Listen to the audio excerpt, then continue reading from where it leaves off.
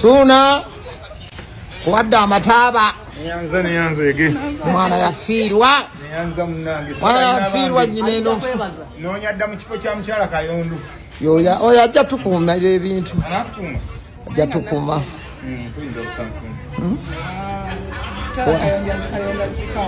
kiri kitya kwegali kati gwokubye ku mabina ali mu mbeera ki amabina go gali mu mbeera ki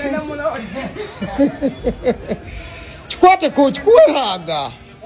kiweerumya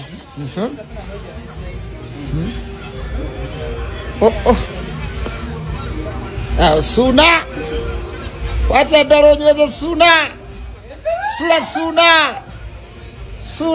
Suna genda kigenda kuwomera genda kukimbira kikyo kikutusana yenga tewalya goba